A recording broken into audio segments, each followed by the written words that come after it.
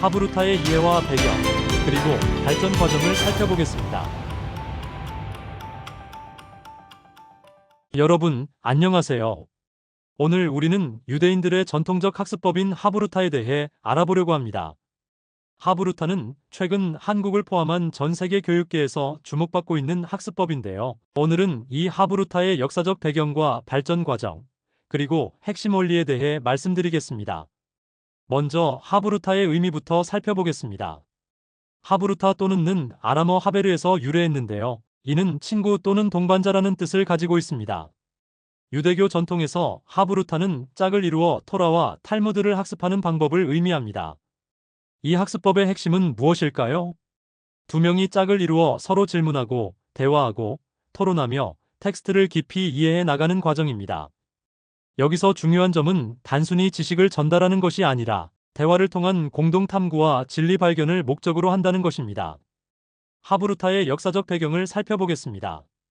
하브루타의 역사는 유대교의 중요한 전환점인 성전 파괴 시기까지 거슬러 올라갑니다. 기원 후 70년 로마에 의해 예루살렘 제2성전이 파괴되었을 때 유대인들은 큰 위기를 맞이했습니다.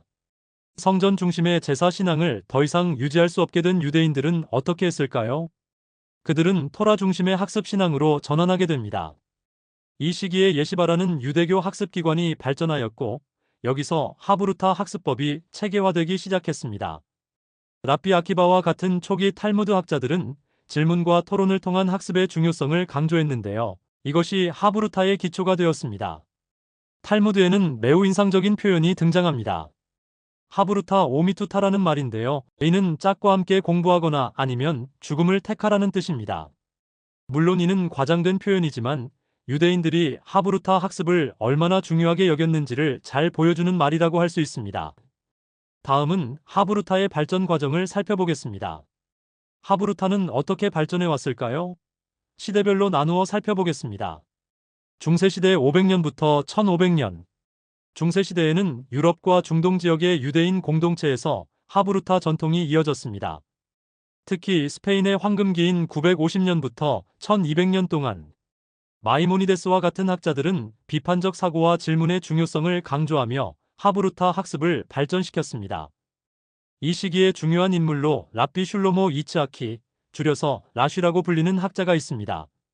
라쉬는 토라와 탈무드에 대한 주석을 통해 하브루타 학습에 큰 영향을 미쳤는데요. 그의 주석은 오늘날까지도 하브루타 학습의 중요한 기초가 되고 있습니다. 근대시대 1700년부터 1900년, 18세기부터 19세기 동유럽, 특히 리투아니아 지역의 예시바를 중심으로 하브루타 학습이 더욱 체계화되었습니다. 1803년에 설립된 볼로진 예시바는 하브루타 학습의 중심지였습니다.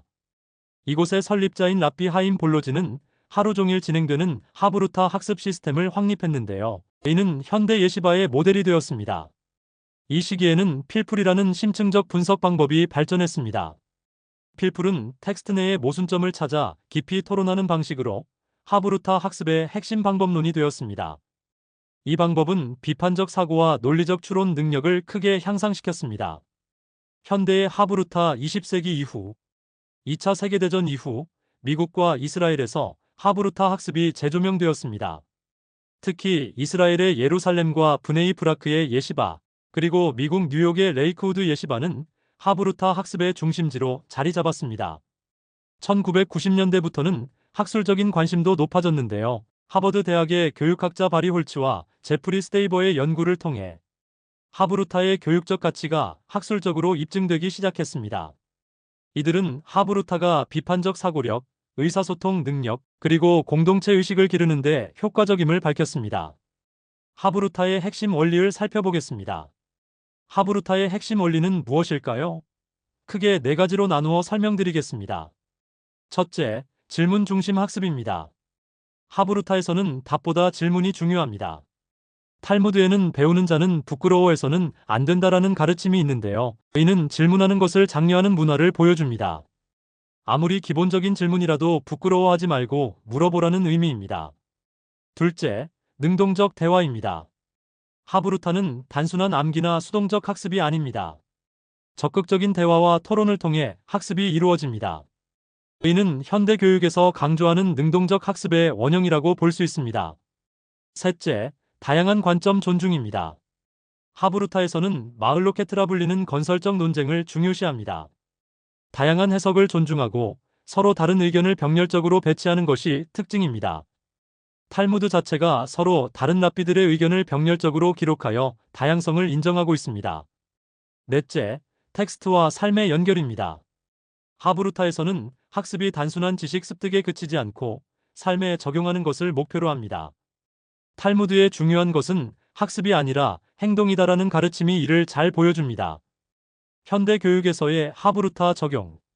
최근 들어 하브루타는 유대교 교육을 넘어 세계 여러 교육 시스템에 영향을 미치고 있습니다. 2013년 타무라 대학의 연구에 따르면 하브루타 방식으로 학습한 학생들은 비판적 사고력과 문제 해결 능력이 크게 향상되었다고 합니다. 특히 주목할 점은 한국에서도 2000년대 이후 하브루타에 대한 관심이 크게 증가했다는 것입니다. 질문이 있는 교실, 토론 중심 교육 등의 이름으로 하브루타가 적용되고 있는데요. 전 세계적으로 PISA 성적이 높은 이스라엘 교육의 비결로 하브루타가 주목받고 있는 것입니다. 마무리. 지금까지 하브루타의 역사적 배경과 발전 과정, 그리고 핵심 원리에 대해 알아보았습니다. 하브루타는 단순한 학습 방법을 넘어 유대인들의 생존과 지혜의 전수 방식이었습니다. 2000년 이상의 역사를 가진 이 방법은 질문하고, 토론하고, 의미를 찾아가는 인간 본연의 학습 방식과 맞닿아 있습니다. 오늘날 4차 산업혁명 시대에는 비판적 사고력, 의사소통 능력, 창의성이 더욱 중요해지고 있습니다. 이러한 능력을 기르는데 하브루타는 큰 시사점을 제공합니다. 아는 것보다 생각하는 방법을 아는 것이 중요해진 시대에 하브루타의 지혜는 더욱 빛을 발하고 있습니다. 여러분도 일상생활이나 학습 환경에서 하브루타의 원리를 적용해 보시면 어떨까요? 누군가와 짝을 이루어 질문하고 토론하며 함께 성장해 나가는 경험을 해보시기 바랍니다. 감사합니다.